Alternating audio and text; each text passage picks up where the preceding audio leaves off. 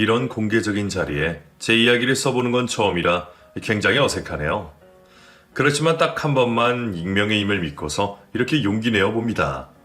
그간 주변 가족과 친구들에게는 말하지 못했던, 말할 수 없었던 길고 긴 사연을 말씀드리겠습니다.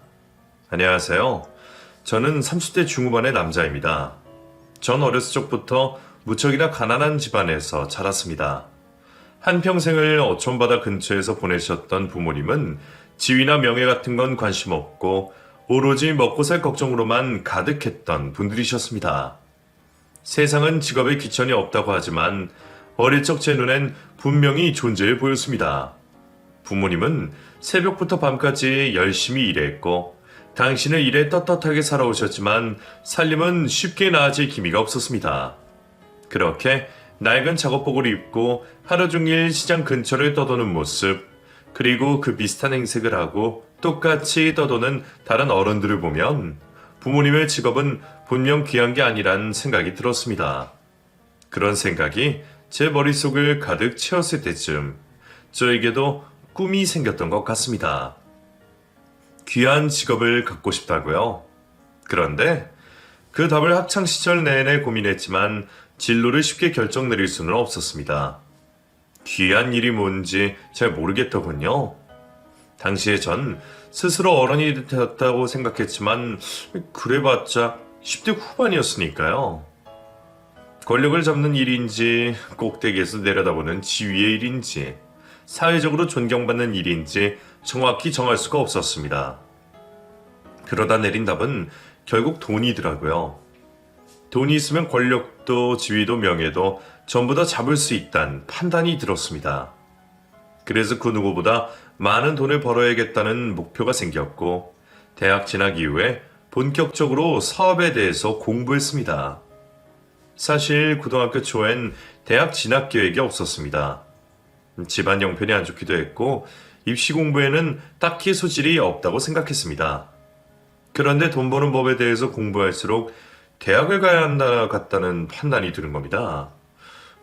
대학을 가지 않고 바로 일에 뛰어들 수도 있지만 그렇게 하면 진급할 수 있는 범위가 어느 정도 한계가 있을 것 같았습니다.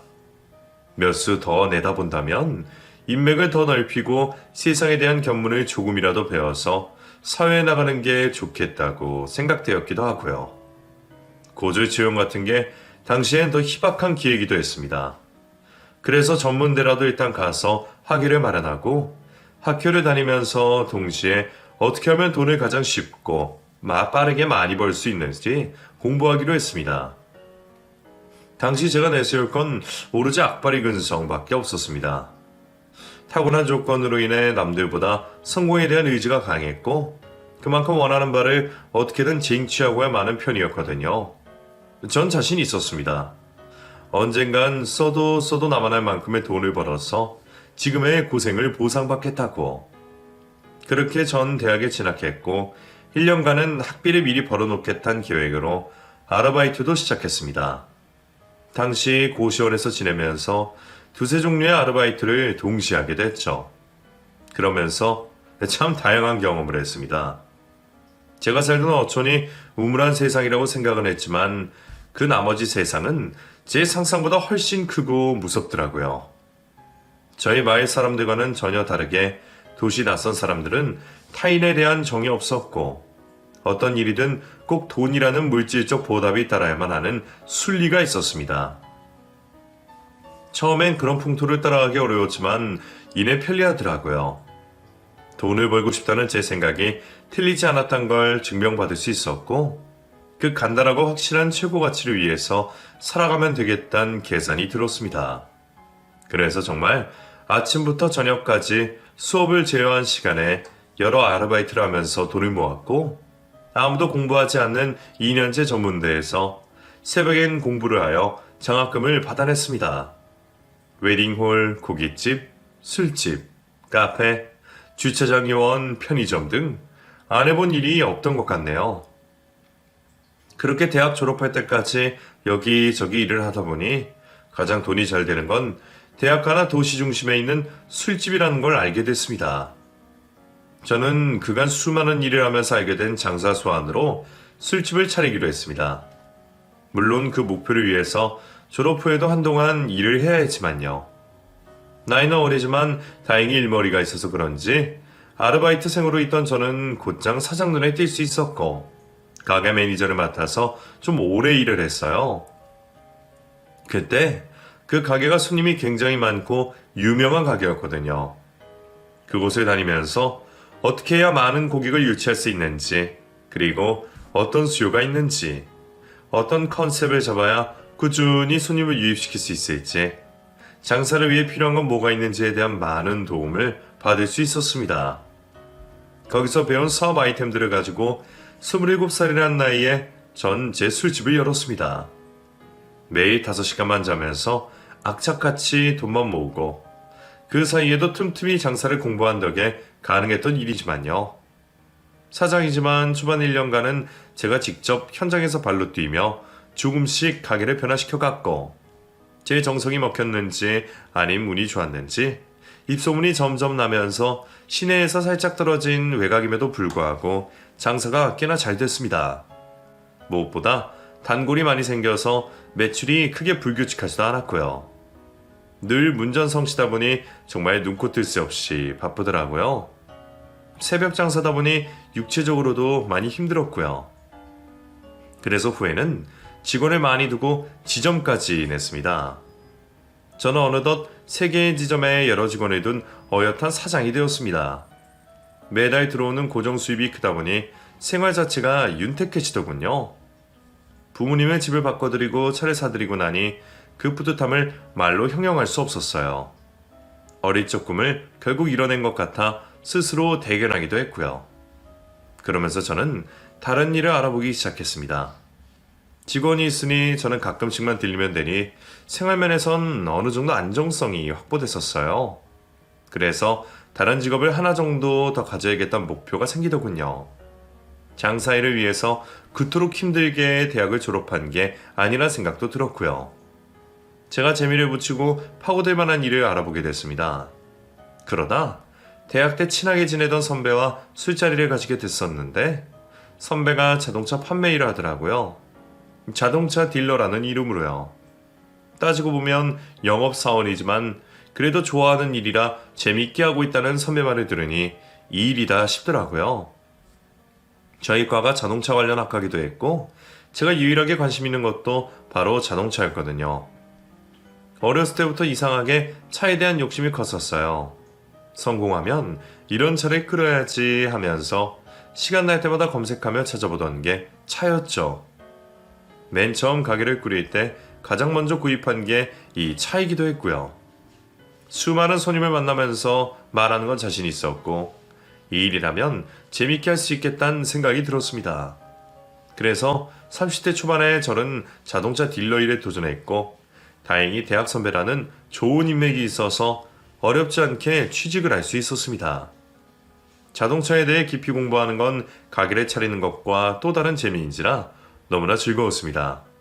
게다가 영업직 특성상 능력이 따라주는 만큼 월급이 달라질 수 있다는 게 누군가에겐 단점으로 느껴질 수 있지만 저에겐 더 열심히 일하고 싶은 동력이 되더라고요.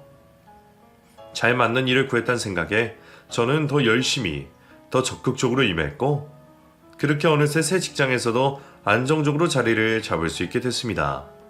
다행히도 대학을 선택한 것과 그 안에서 최선을 다하기로 했던 지난 저의 선택들이 틀린 게 아니었단 걸 확인할 수 있어서 행복했습니다. 서론이 좀 길었죠? 저의 20대는 돈이라는 뚜렷한 목표를 세우고 이를 위해 노력했던 저의 선택들이 틀리지 않았단 걸 증명하는 시간이었습니다. 그러면서 잘하는 사람이 누군지를 알게 됐고 스스로에 대한 믿음, 자신감을 키워나갈 수 있었고요. 그렇게 30대 초반까지는 저와 일에 매달리다 보니 사실 결혼에 대한 꿈을 꾸거나 계획을 세워본 적이 없었습니다.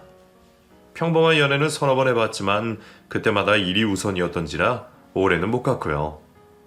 여자를 만날 기회도 많지 않았던지라 크게 생각해 본 적 없는 것 같기도 하네요. 그러던 중 가게에 한 직원이 들어왔습니다. 무용을 하다가 아예 그만두고 아르바이트를 새로 구하러 온 분이었죠.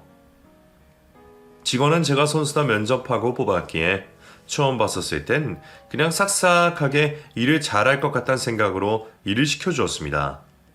밝고 명랑해서 다른 직원들과도 잘 어울릴 것 같았고요. 그런데 가게를 갈 때마다 저에게 말을 시키면서 살갑게 대해주더라고요. 사실 제가 가게를 매일 가는 편도 아니고 만난 적이 많지는 않으니 사실 관심 바뀌긴 했습니다. 저보다 5살이나 어리기도 했고요. 그냥 내가 사장이니까 잘해주는구나 정도였죠. 그런데 어느 순간부터 제가 가게만 가면 졸졸 따라다니고 이것저것 사생활적인 걸 묻더군요. 왜 이렇게 가게에 안 나오느냐고 자꾸 묻기도 하고요. 어느 날엔 또 오늘 가게에 안 오시냐고 문자를 보내기에 신경 끄고 일이나 하라고 했습니다. 그러자 토라진 듯 며칠간은 말을 안 걸더군요. 그냥 어린애들이 낯선 사람한테 잠깐 호기심 느끼고 관심을 표하는 거겠지 싶어서 신경 안 썼습니다. 그렇게 대면대면 하다가 또 쪼르르 따라다니다가 또 서먹하기를 몇 번 반복하며 서너 달이 지났을 즈음 제가 가게 마무리를 하는 날이었어요. 연말이라 직원들은 집에서 보내라 하고 제가 정리하고서 퇴근하려 했죠. 그렇게 가게를 닫고 나오는데 그 직원이 가게 앞에서 저를 기다리고 있는 겁니다. 그러더니 대뜸 저에게 사장님, 저 이제 일 그만두겠습니다. 라고 하더군요. 그래도 일은 성실히 하던 친구고 그만큼 저도 급여적으로 잘 챙겨주었기에 무슨 일이 있는 건가 싶어서 왜 그러냐고 물었습니다. 그러자 그간 맺힌 서름을 한 번에 토해내더라고요. 무슨 말을 했는지 일일이 다 적을 순 없지만 대충 자기 마음을 알아달라는 내용이었어요. 평소엔 정말 관심이 한 털도 없던 사람인데 자기 마음을 처음부터 끝까지 솔직하게 털어놓는 모습을 보니까 갑자기 멋있어 보이기도 하고 이성적인 호감이 생기더라고요. 그래서 알겠다고 답한 뒤 저도 조금만 더 생각을 해보겠다 했습니다. 사실 좀 그렇긴 하잖아요. 가게 안에서 사장과 직원이 만나는 게 굉장히 나쁘끄러운 일이란걸요. 괜스레 사장이 일부러 직원에게 접근한 것처럼 보일까 두렵기도 하고요. 내가 굳이 내 가게에서 일하러 온 사람을 만나야 할까 싶기도 하고 그래서 마음이 굉장히 복잡했습니다. 이성적으로는 끊어내야 한다는 걸 아는데 이상하게 그날부터 자꾸만 호감 감정이 커지더라고요. 곁에 있으면 자꾸만 신경이 쓰이고요. 제가 혼란스러워하는 걸 알았는지 그 친구도 이젠 대놓고 더욱더 적극적으로 다가오더군요. 이렇게까지 솔직하게 다가오는 사람은 처음이었던지라 당황스럽기도 했지만 그러다 보니 제 마음에 어느 정도 확신이 생길 수 있었습니다. 그렇게 우리는 비밀로 만남을 시작하게 됐고 사무적인 관계를 벗어나 연인이 되었습니다. 여자친구는 제 생각보다 책임감도 있고 어른스러운 편이었습니다. 집안에서 장녀라고 했는데 그래서 그런지 미래에 대한 계획도 뚜렷하고 자신의 일에 대해서 고민할 줄 아는 것 같았어요. 그러다 보니 항상 일을 우선시하는 저를 섭섭해하지 않고 이해해 주려고 하더군요. 저는 오히려 그런 점이 미안하고 고마워서 더 잘 대해주려고 했고요. 우리는 그렇게 만날 때만이라도 최선을 다해서 사랑해주기 위해 많이 노력했고 그 점이 참 잘 맞았던 것 같아요. 그렇게 1년 즈음 만나고 기념여행을 갔을 때였습니다. 여자친구가 처음으로 집안 사정에 대해 이야기해 주더라고요. 난 사실 집안 형편이 그렇게 좋은 편이 아니야. 부모님이 버는 돈으로는 내 식구가 살아가기 어려워서 첫째인 내가 생활비를 더 보태야 하는 상황이거든. 아르바이트를 그렇게 많이 하면서도 무용을 포기하지 못한 건 순전히 내 욕심 때문이긴 해. 형편 때문에 꿈을 포기하는 게 억울해서 나중에 후회할 것 같아서 말이야. 그런데 사는 게 욕심만으로는 안 되겠더라고. 가족들은 다 나한테 기대고 하고 싶어 하고 나도 그 시선이 익숙해지다 보니 점점 현실을 눈을 뜬 것 같아. 평생을 책임감으로 살아왔는데 나도 이제는 누군가에게 의지받는 거 말고 기대고 싶기도 해. 그 이야기를 듣는데 여자친구가 많이 안쓰러웠어요. 어린 나이에 가족을 부양하는 게 얼마나 힘들었을지. 어려운 집안 형편으로 인해 미래까지 제한된다는 게 마치 제 지난 시간들과 같아서 많이 공감되기도 했고요. 그래서 저도 제가 살아온 지난 이야기들을 들려주었습니다. 그러자 여자친구가 눈물이 뚝뚝 흘리면서 우리가 그토록 힘들고 어려운 시간들을 겪었기에 이렇게 서로를 만나 행복한 순간을 만들어갈 수 있는 게 아닐까라고 하더군요. 우리는 그날 서로에게 말하지 못했던 이야기를 솔직히 털어놓으면서 마음속에 갖고 있던 각자의 부담감을 내려놓고 한층 더 가까워질 수 있었습니다.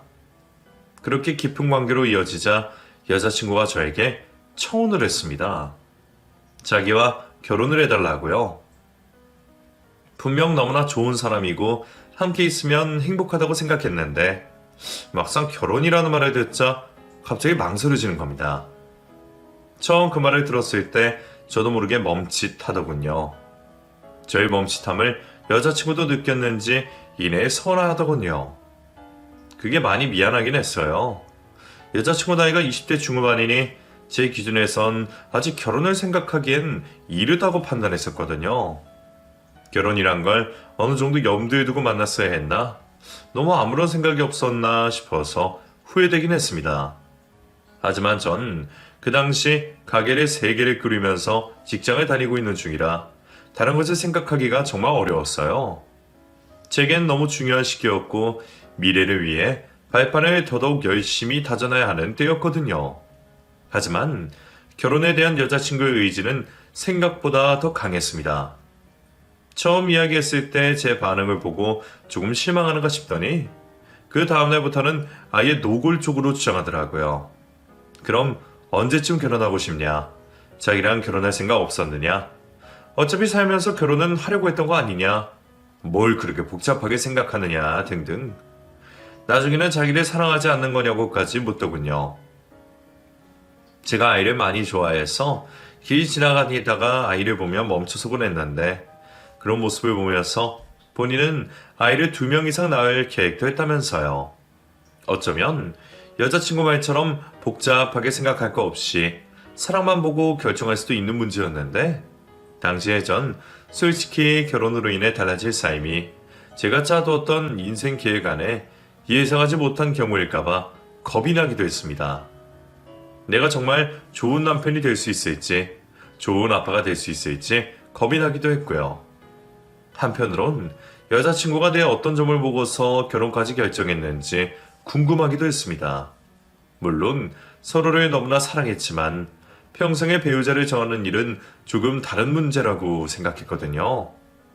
이런 고민을 여자친구에게 조심스럽게 물었더니 마치 질문을 기다렸다는 듯 대답하더군요.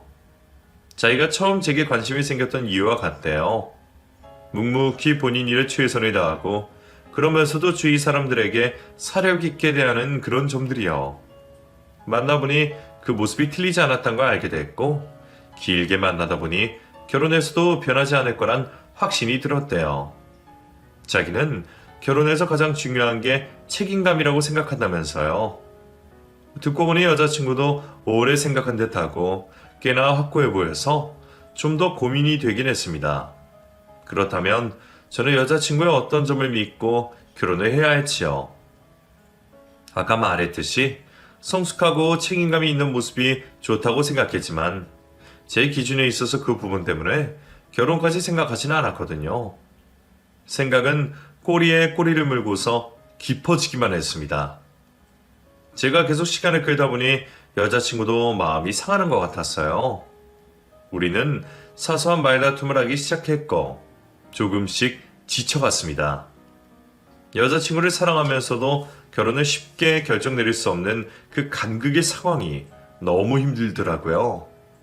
하지만 이렇게 고민하는 것 자체가 아직 결혼할 준비가 안 되었다는 생각에 결국 저는 이별을 고했습니다. 기다려달라고 하기엔 너무 염치가 없을 것 같았어요.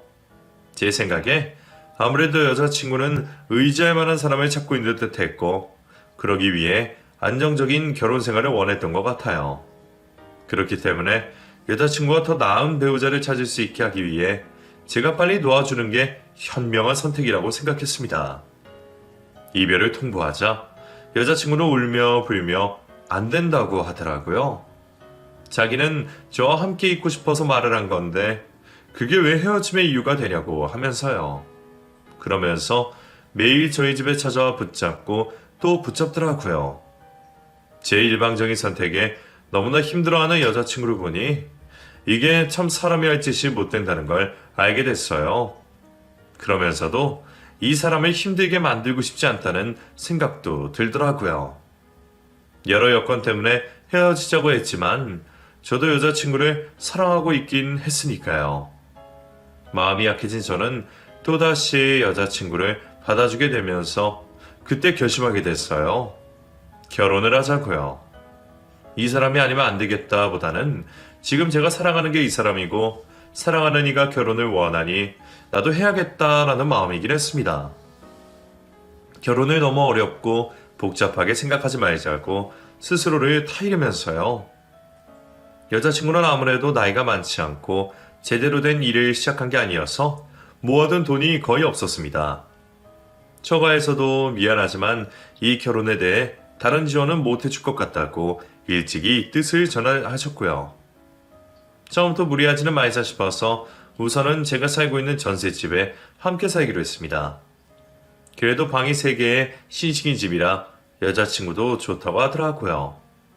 식을 준비하면서 큰 문제는 없었습니다. 여자친구에서 이제는 집사람이 된 와이프는 제게 모든 결정을 맡겼고 정말 그대로 따라주었어요. 그런데 생각지 못하게 처가의 분위기가 오히려 더 까탈스러운 겁니다. 결혼 후에 알게 된 게 아내가 그간 처가에서 경제 주도권을 잡고 있었더라고요. 처남의 아르바이트와 장인어른의 급여를 관리하면서 가게의 경제적인 부분을 분담하고 관리하고 있었어요. 물론 그게 가장 최선의 방법이었을 것 같긴 해요.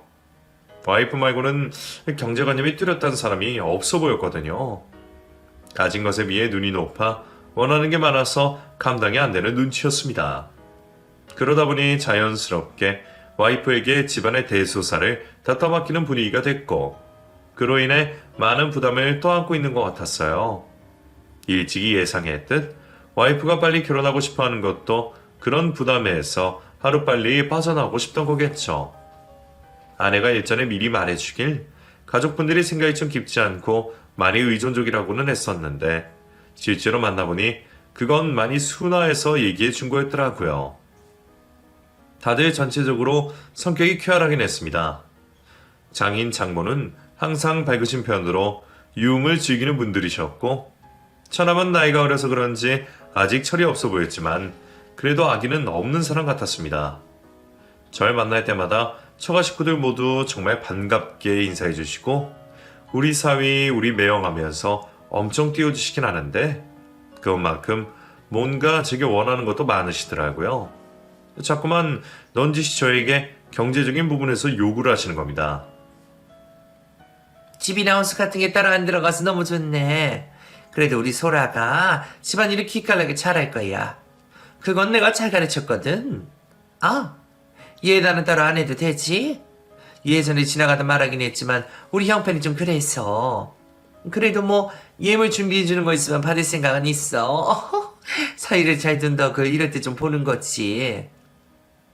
예단은 못 줘도 예물은 줬으면 하는 뉘앙스를 농담처럼 은연중에 밝히시더군요. 마치 집 혼수는 제가 준비한 게 아니라 우연한 행운이 생겨난 것처럼 취급하면서요. 평소 같으면 네네 알겠습니다 하고 넘길 수 있는 부분인데 가끔씩 저렇게 노골적으로 바라는 걸 얘기하시니 저도 그냥 넘기기가 어렵더라고요. 제가 집과 혼수, 시계 관한 모든 비용을 부담하니까 그걸로 사이다 보셨다고 생각하시면 될 것 같네요. 예단 예물은 번거로우니 말씀처럼 생략하겠습니다. 제 대답에 시부모님 표정은 금세 굳어지셨지만 틀린 말은 아니니 그에 관해 더는 말이 오가지 않았습니다. 제가 그렇게 처음부터 강경하게 나가자 식을 올린 후부터는 와이프에게로 방향을 돌리시더군요. 툭 하며 와이프에게 전화해서 이번 명절엔 용돈 얼마를 줄 수 있니? 기념일 선물로 뭘 줄 거니? 뭐가 돼주고 싶다느니 이런 요청사항을 구구절절 말씀하셨죠. 그때마다 와이프는 제 눈치를 보면서 애들러 거절하거나 그러기 어려울 땐 슬쩍 제게 부탁을 했고요.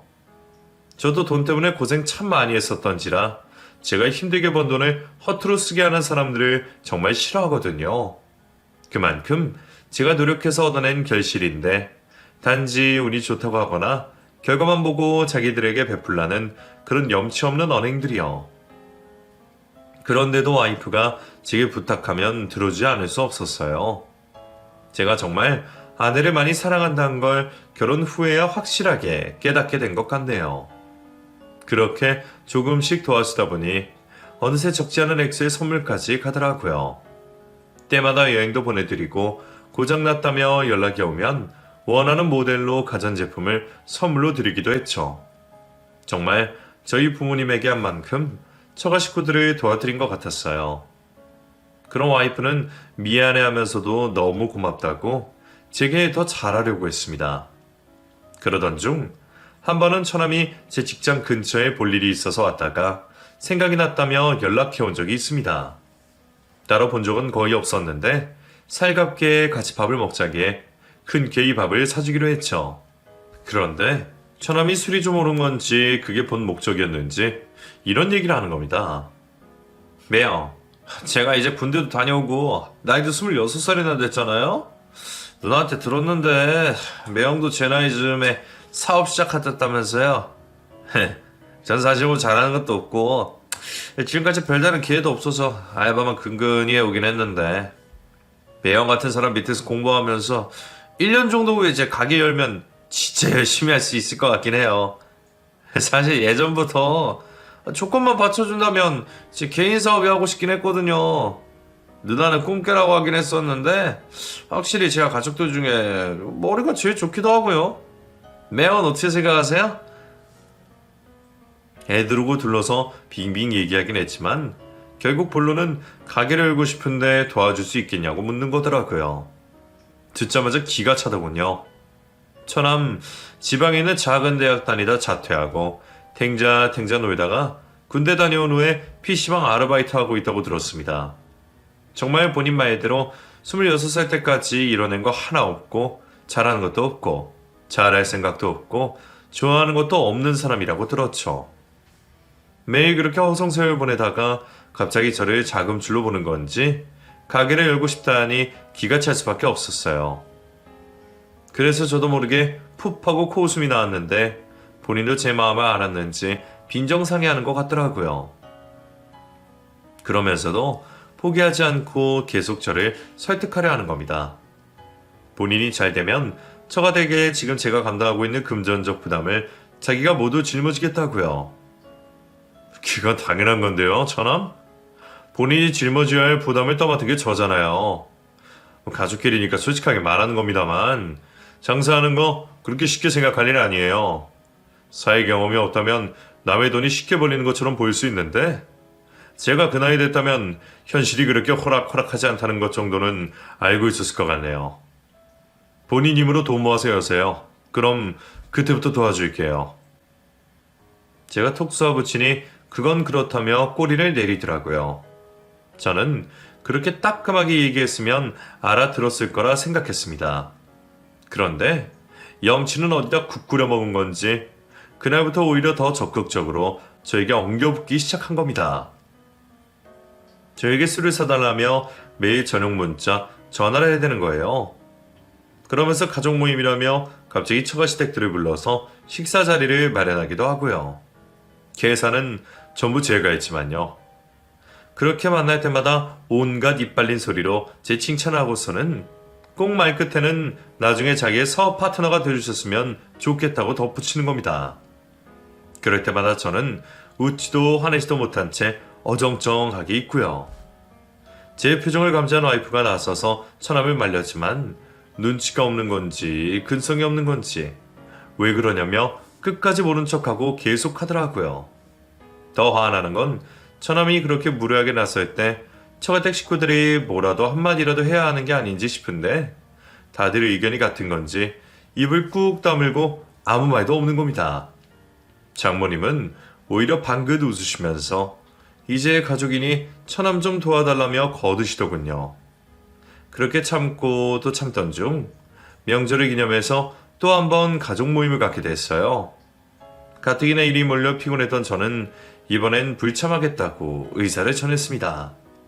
그랬더니 장인에게 1시간마다 전화가 와서는 우리 집 유일한 사이가 안 오면 분위기가 어떻겠냐며 핀잔해 주시는 거예요. 정말 귀찮고 싫었지만 그래도 명절인데 얼굴 붉히기 싫어서 찾아갔습니다. 문을 열고 들어가 보니 저희 신혼집에서 수육판을 버리시고서 처남, 장인, 장모는 취해 있고 아내만 옆에서 안주를 주워 먹고 있더라고요. 제가 안 갈 것처럼 거절하다가 간 거여서 그런 건지 제가 오니까 다들 놀라는 눈치더군요. 화가 나는 걸 억지로 참고서 장인 옆에 앉아 따라주시는 술을 받아 마셨습니다. 그런데 처남이 평소보다 더 취한 건지 제 옆에 와서 딱 붙어 앉더니 이러는 겁니다. 형님, 저 솔직히 섭섭합니다. 제가 넌지시 말하긴 했지만 그래도 못 알아들어볼 정도로 얘기한 건 아니라고 생각하거든요? 근데 자꾸 모르는 척 하시니까 저도 인간인지라 솔직히 서운하기도 하고 화도 좀 나고 그럽니다. 그래도 저도 웃으면서도 얘기했는데 말이에요. 술 냄새 풀풀 풍기면서 제 면전에 대고 서운하다 어쩐다 하니까 더 이상 참기가 힘들었습니다. 그간 내가 해준 돈이 얼마고 그 투정 받아주느라 들인 시간과 노력이 얼만데 나한테 이따위 망발하는 거지 모르겠더라고요. 그래서 이젠 안 되겠다 싶어서 마지막 충고를 하기로 했습니다. 처남, 내가 이런 말까지 안 하려고 했는데 더는 안 되겠다 싶어서 나도 솔직하게 말할게. 가족을 떠나 인간으로서 처남, 저 염치가 없는 거 아니야? 이런 말까지 안 하려고 했는데 나한테 빌붙으려는 거 나 솔직히 불쾌해. 처남 말처럼 나도 내 의사를 못 알아먹을 정도로 표현을 안 한 것 같지는 않은데 왜 못 알아듣지? 처남이 능력 없는 걸 다른 사람의 힘으로 해결하라 하지 말고 스스로 어떤 노력이라도 해봐. 당장 나가서 막노동을 하든 뭐든 뭐라도 하고 와서 자랑스럽게 도와달라 해보라고. 제가 이렇게 와다다다 말을 늘어놓는데 갑자기 장모가 와서 내 어깨를 탁 하고 때리더군요. 뭐야? 지금 자네 어디서 충고질인가? 우리 아들 지금 나이가 어려서 그렇지 충분히 능력이 있고 자네보다 훨씬 더 잘 능력 있는 애야. 애가 그거 좀 부탁했다고 자기가 뭐라도 된 것처럼 떠들어? 장모가 갑작스럽게 화를 내자 당황스럽기도 하고 어이도 없더라고요. 와이프는 제 눈치를 보며 왜 그러냐면서 장모를 말렸고요. 저는 더 이상 할 말이 없어서 전부 다 나가라고 했습니다. 남은 전까지 다 떨어진 기분이었어요. 그래서 그냥 막 떠밀듯 내보내고서 와이프랑 이야기 나눴습니다. 자기야, 미안해. 나 당신한테 염치 없이 그러지 말라고 평소에 몇 번이나 말했는데 또 저러네. 내가 진짜 면목이 없어. 한 번만 넘어가주라, 어? 다시는 도와달라고는 하지 않을게. 와이프가 거의 두 손 모아 빌다시피 하니 어쩔 수가 없더군요. 와이프도 부모님이 그러시는 거니 어쩔 수 없겠다 싶어서 이야기로 넘어가기로 했습니다. 다만 이제 더는 처가를 도와주지 않겠다고 선언했고요. 그 뒤로 이따금씩 처남, 장모, 장인이 돌아가면서 저에게 안부 문자나 전화를 해왔지만 받지 않았습니다. 이미 제가 할 수 있는 도리는 전부 했다고 생각했거든요. 와이프도 가족 이야기는 더는 하지 않았고요. 스트레스를 받다 보니 가게 일도 소홀해져서 매출이 많이 떨어졌었거든요. 당분간은 일에만 집중하자 싶었습니다. 그런데 어느 날 와이프가 펑펑 울면서 제게 전화를 했습니다. 무슨 영문인가 싶어서 이유를 물어보니 이렇게 말하더군요. 자기야, 우리 엄마 암이래.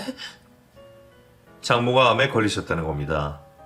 전에 없이 크게 오는 와이프를 보니 당황스러웠고 장모의 갑작스러운 소식에 더더욱 놀랐습니다.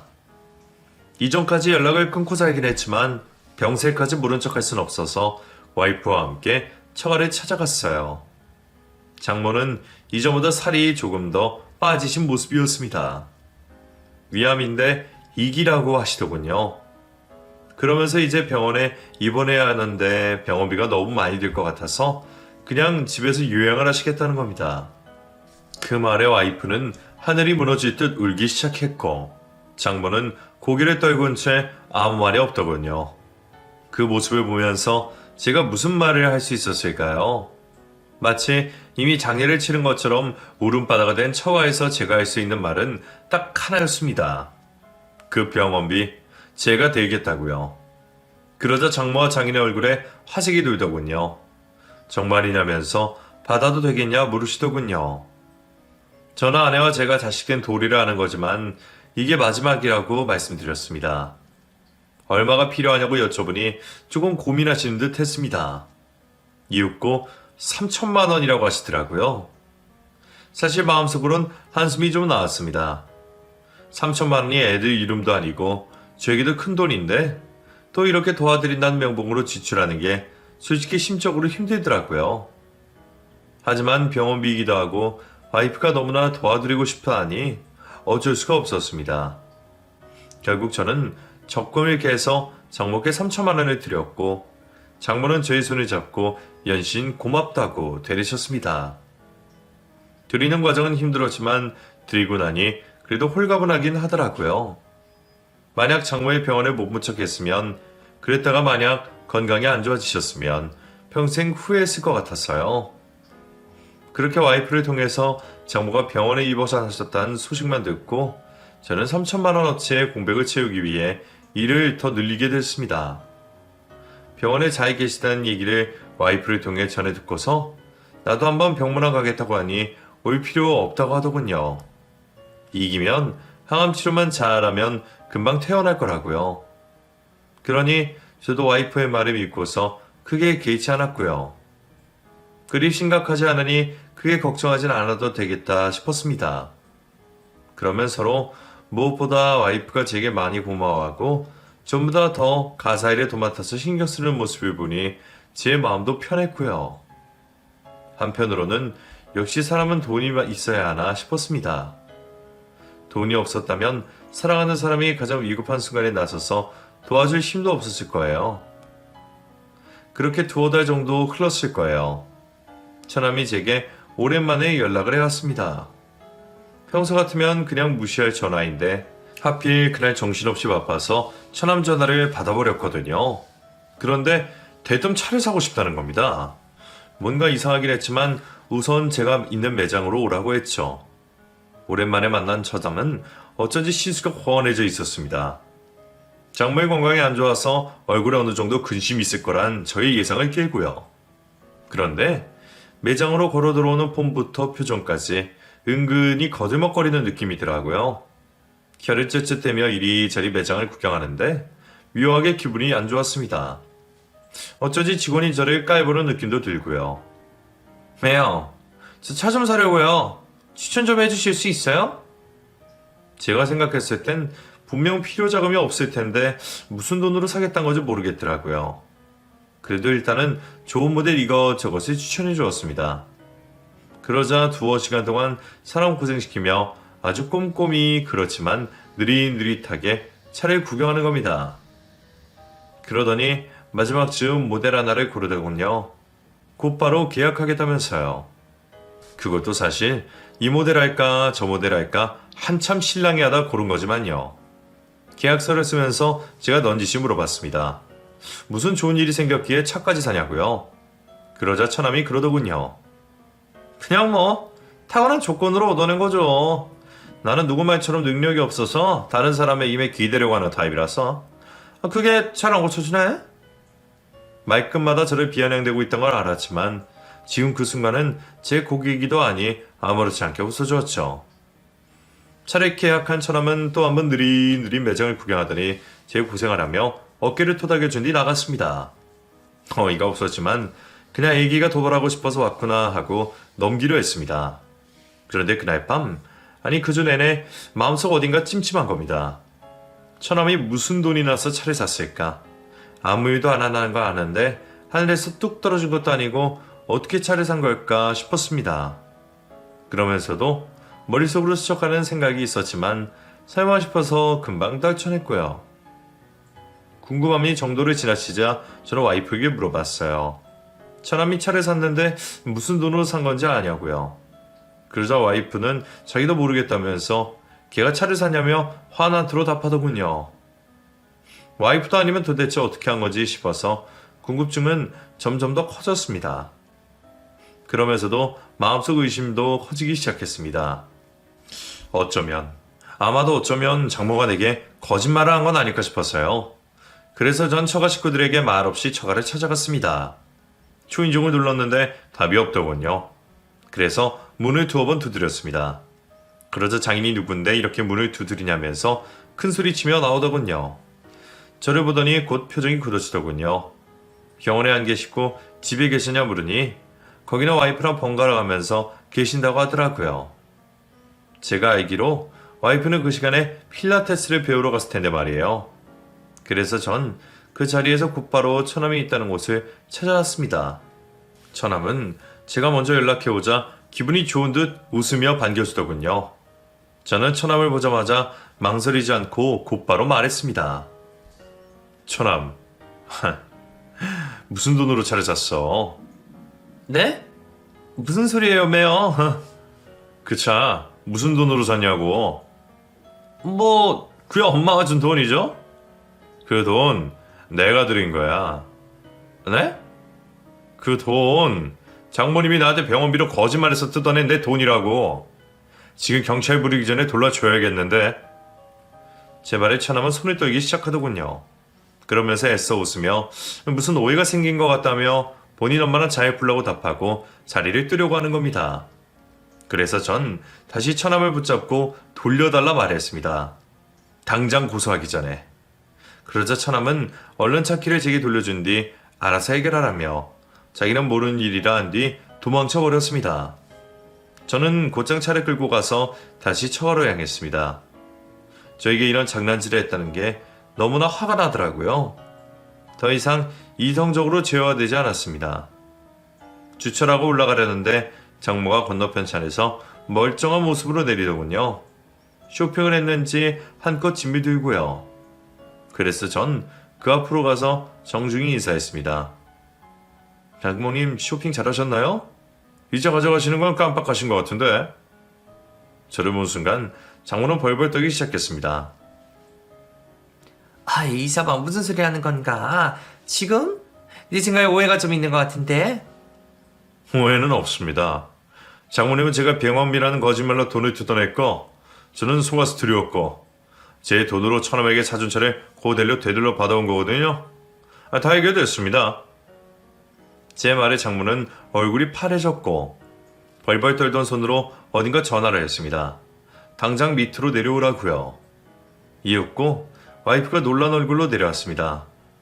그런데 아마도 정말 쇼핑몰에 다녀온 게 와이프인 것 같더라고요. 그제서야 제 머릿속 모든 버즐이 풀리는 기분이었습니다. 와이프도 알고 있던 거였어요. 처가에서 제게 한 그 모든 거짓말들을요. 본인도 한편으로 저를 속인 거였으면서 그동안 가족들에게 시달린 척, 제게 미안한 척도 가족들을 못 말린 척 다 모르는 척 해온 거였습니다. 와이프는 저를 보자마자 눈물을 흘리면서 잠깐만 자기야. 지금 오해하기 좋은 상황 같은데 그거 아니야. 지금 생각하는 그거 다 오해라고. 저는 아내의 손을 뿌리친 채 바로 차를 끌고 나왔습니다. 너무나 힘들었지만 이제 모든 게 이성적으로 정리되더군요. 저는 그동안 처가 식구들 모두에게 속아왔고 이제 이 연을 끊을 때가 왔다고요. 전 곧장 이혼을 고했고 와이프를 내쫓다시피 해서 갈라서게 됐습니다. 그 과정은 힘들게 맺어진 우리 시간에 비해 너무나 짧고 쉬웠죠. 그 뒤로 처가 식구들에게 수많은 연락이 올 때마다 고소당하고 싶지 않으면 조용히 살라고 욕을 한 바가지 해줬어요. 그러면 또 쥐죽은 듯 가만히 있더군요. 사람이란 얼마나 간사한지 이번 기회로 톡톡히 안 것 같아요. 돈이 최고가 아니란 것을요. 슬프지만 이번 일로 인해서 이 세상에 정말 필요한 건 믿음이라는 교훈을 얻게 되었네요.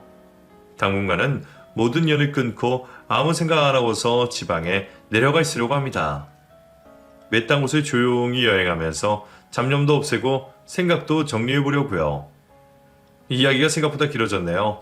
지금까지 읽어주셔서 감사합니다.